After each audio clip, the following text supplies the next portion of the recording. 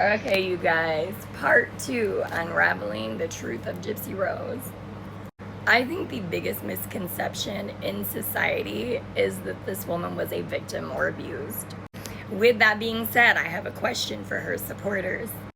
If Gypsy Rose was a victim and so abused, why is it that on all of her medical records released, it is her signature giving consent for these surgeries and medical issues that she had? It's her signature, it's not her mother's. Do you know why? Because she was an adult. 24. What this means is that her mother did not have an adult guardianship. Her mother did not have a power of attorney.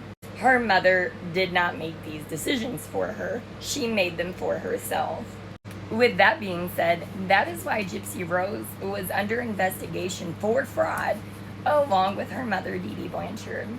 You will see that her dental records only mention a few fillings and extractions, and then you will also see in many interviews where she says, oh, like my mom wouldn't let me have no sugar, but you can see in the crime scene photos how much pop, candy, and junk is on the counters and in the cabinets.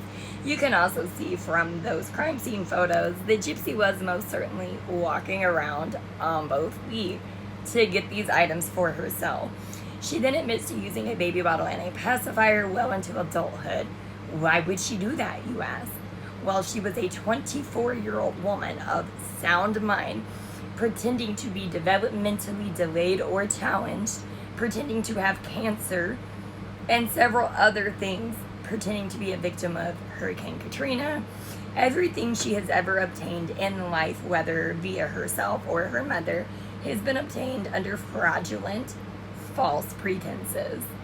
The extractions she had were necessary. You'll see in one of her more recent interviews, she states that she had her teeth done because she didn't like the silver in them. See the silver in mine? That's how they used to fill cavities.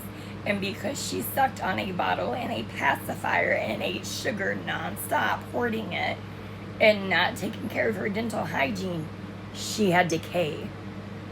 Word for word. That's what it states in her dental records. This adult, 24-year-old woman took several Make-A-Wish Foundation trips to Disney World from terminally ill children that were dying, and it was their last wish. You will also notice in the crime scene photos how extremely spoiled this girl was, how much stuff she had, what a hoarder home they lived in, all obtained by false pretenses. You will see throughout the documentation of her medical records that not one doctor, not one, reported abrasions, bruising, injuries, or suspicion of abuse. Not one. How many of you believe that a doctor is going to go to school for 8 to 10 years, spend $300,000 on tuition, live their life in debt of student loans, and then risk their livelihood and their practice and license for a girl they don't know, whose medical records don't line up, and would perform unnecessary surgeries? Yeah, because I don't know any. The reason that I think so many people show her so much grace or the benefit of the doubt or compassion is because they believe that she was truly physically abused, medically neglected and abused, and held hostage.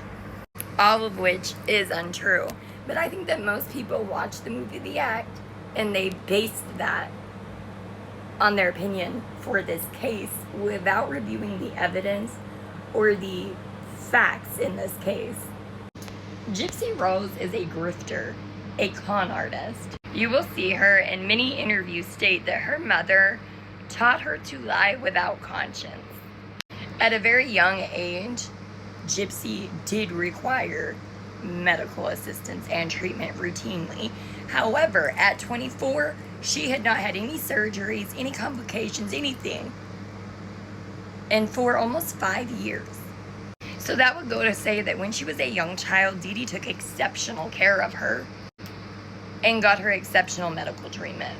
With that being said, do I believe that Dee Dee extorted her daughter's chromosome disorder for financial profit and gain? Yes, I do. Do I believe that Dee Dee planted some of these ideas of illnesses into Gypsy's head? Yes, I do. I think that Dee Dee did her job as a mother, and this child received all the care that she needed until she was of an adult age to give her own consent.